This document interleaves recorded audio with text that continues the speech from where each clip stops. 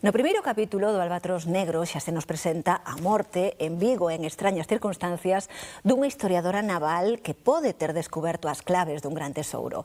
Nas seguintes páxinas, ata 600 e pico, xa se suceden as mortes e aparece a investigación policial, pero que ten o cerne no Vigo de 1700 en unha entomóloga, un fidalgo, un frade corsario e un galeón que se chama o Albatros Negro, que lle dá título.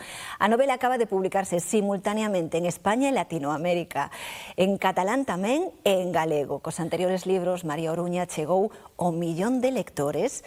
Esta vez o Albatros Negro supón un cambio de editorial de Planeta Penguin Random House e para o galego supón que a autora se gardara os dereitos para que agora o publique Cumio nunha edición ben bonita que xa leva dúas edicións. Hola María, como estás? Hola, que tal? Non sei se esta pode ser a máis forte de todas as túas saídas. Quizáis, bueno, sen dúbida, sí, o que petou máis forte, nada máis saír, pero tamén é unha novela moi ambiciosa, porque toca todos os paos, non? Moi ambiciosa e que queda na casa, ti és de Vigo, non escribirás aínda de Vigo, como sempre hai parte de ficción histórica, non? E parte de realidade hoxendía. Que foi sempre buscas un feito, que foi o primeiro que dixeches, aquí teño materia para unha novela? Cando descubrín que había un tesouro real que buscar, porque eu quería un tesouro de verdade para que os lectores se emocionaran comigo a hora de buscalo, non? No fondo mariño. Senón, recoñezo que tiña as miñas dúbidas de ambientar a trama na miña cidade, porque a pesar de que inicialmente creía que ia ser máis doado, sí que se non había ese tesouro non o tiña eu tan claro, pero finalmente nun arquivo, nunha biblioteca, descubrín isto vinculado aos famosos galeóns de Rande, que non son os galeóns de Rande, e dixen, esta é a miña. María, manexas unha cantidade de documentación, pero moi bestial, non? O sea, neste libro e nos anteriores, en todos. Desta volta non foi doado saber como era Vigo en 1700. Para min foi moi complicado, porque moitos galegos sabemos que esta época do 1700 son os séculos escuros, non? É unha época non hai moi pouca documentación, non hai obras de teatro. Eu quería algo moi local, quería saber que exabrutos utilizaban, que lles cabreaba, a forma de falar, que ambicionaban, quería sabelo todo. E costoume moito porque non había material. Sin embargo, con documentación epistolar, coa documentación bélica da batalla de Rande, pois puden traballar mellor o tema. Unha das cousas divertidas dos teus libros é buscar que é real e que non, en que te inspiraches, quen anda detrás, non? Buscas feitos históricos, pero tamén personaxes que te inspiran, non?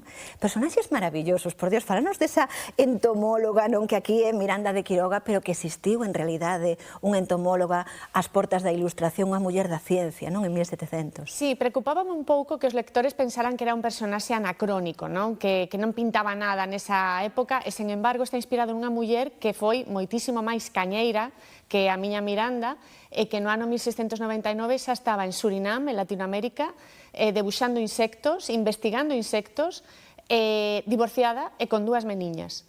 Entón, claro, dixe, bueno, a miña vou na facer máis suave para que se crean que existiu de verdade, non? Porque, ao final, os libros teñen que ser espellos, pero, por diversos motivos, moitas mulleres incribles e homes non foron reflectidos nos libros de historia ao longo dos séculos. E sei que hai moita xente que che pide que escribas agora a historia de Don Gonzalo de la Serna, non? Tan fascinante este home que monxe corsario, non? Que sai dun empeza nun monasterio e remata de pirata por aí adiante. Si, era un pouquiño golfo, pero tivo unha vida moi vivida, faleceu con uns 33 anos, pero, en efecto, era un monxe moi golfo, adoraba as mulleres, escalaba os muros para escapar do mosteiro para ir a buscar damas. A min tamén me pareceu increíble cando souben da súa existencia, que non tivera película, que non tivera novela. Eu non fixen ficción histórica, non reproduzo as súas vidas, pero sí que é unha inspiración descarada neles, non? Este libro, que ten un montón de páxinas, non? 600 e pico, e que tan doado de ler e que te arrastra tanto, logo ten unha estrutura, ti és moi rigurosa, non? En estrutura, en documentación, en todo, é así. A parte que está ambientada en 1700, ten a súa propia fala, non? Que tamén traduciron ao galego, pois desa maneira. Tes unhas estruturas en capítulos, contanos un pouco como traballas todo iso. Pois mira, como eu quería facer unha homenaxe ás novelas de aventuras de comezos do século, tipo Stevenson, tipo Xulio Verne, eu tiña que facer unha especie de road movie. Porque este tipo de novelas todo o rato cambian de escenario, moitos diálogos, tiña que ir rápido, non? Entón, primeiro, fixen un contexto social, económico, para o lector, tanto do século XXI como do século XVIII, e logo xa empezamos a meter caña moi rápido, a intercalar un pouco as voces, e claro, escenas de forenses, escenas, pois en efecto, do Fidalgo, de Miranda, tal. Sobre todo, na voz do pasado, eu sabía que ia poñer máis, a salpimentar con máis aventuras, non? E a voz do presente pois pode ser máis familiar para os lectores. Vas facendo unhas partes con citas, non?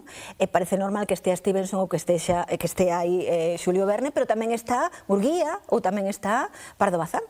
Sí, collín algúns pasaxes dos artigos que Murguía facía para o Faro de Vigo, e tamén, por suposto, Emilia Pardo Bazán, porque unha cousa é que eu faga homenaxe ás novelas de aventuras, pero tamén é unha novela de intriga e detectivesca. En consecuencia, como non vou poñer a nosa galega ilustre Emilia Pardo Bazán, que foi a primeira muller que fixo unha novela negra, que é A gota de sangre, a publicou, de feito, de forma previa a Agatha Christie, que ela publicou por primeira vez en 1920, a diferencia que Emilia Pardo Bazán non continuou co experimento, pero é unha moi divertida e moi interesante novela que eu recomendo a todo o mundo. Bueno, estamos aí metidos na parte de 1700 fascinados, pero claro, está tamén a parte actual co subinspector recén chegado que lle cae todo marrón, non? De policía, Pietro Rivas, sei que traballaches moito man a man coa policía, con Agore Freire, esa inspectora de patrimonio, e aquí tamén hai unha reivindicación importante, non? Sobre a conservación do patrimonio.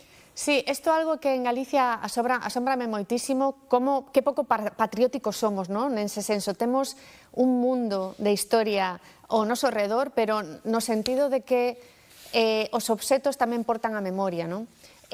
Como descoñecemos todo o que temos circundando o noso redor, sobre todo tamén o tema do patrimonio subacuático, que é tan complexo, e a miña idea tamén era que os lectores sacaran a súa propia conclusión. Según a normativa, se algo leva máis de 100 anos baixo do auga, ten que quedar aí, pudrindo, non? As persoaxes da novela tamén discuten sobre iso, claro, porque temos cazatesouros, temos de todo, non? Claro. Que pensarán os lectores?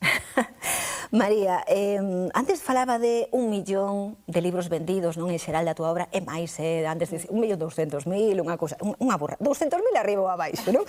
O caso é que ti dixeches hai pouco unha frase fermosísima, que nunca din tanto as grazas como dende que son escritora. Sí, a verdade é que é certo, e o sigo facendo todos os días porque recibo mensaxes todos os días por distintas canles, redes sociais, email, etcétera. É incrible a maxia que pode levar simplemente crear unha historia cando consigues traspasar esa línea de cristal e chegar a persoas que viven a miles de kilómetros de distancia e que sabes que nunca vas a coñecer en persoa, o que é pouco probable, non? Porque eu cando escribo síntome menos soa, é como unha especie de catarsis, e moitísima xente me escribe dicindo canta compaña me fixeches, como me entretiven, canto aprendín ou canto me rin con esta escena, non? E iso penso que é maxia. Quédame 30 segundos, pero quero dicir isto. Remata o libro na súa edición en galego dicindo así: este libro rematouse de imprimir o 24 de marzo de 2025 coincidindo co 120 aniversario do falecemento de Xulio Verne, que en 20.000 leguas baixo os mares imaxinou o tesouro da batalla de Rande oculto na ría de Vigo. Isto foi cousa do editor de Víctor Mascato ou foi túa? Isto é cousa de Mascato. Mascato é unha máquina. Meu editor en galego. Pois así de bonito remata. María, moitas grazas, moita sorte. Grazas a vos. Graciñas. Pois nós tamén seguimos navegando neste zigzag fin de semana. De seguido imos cara a música.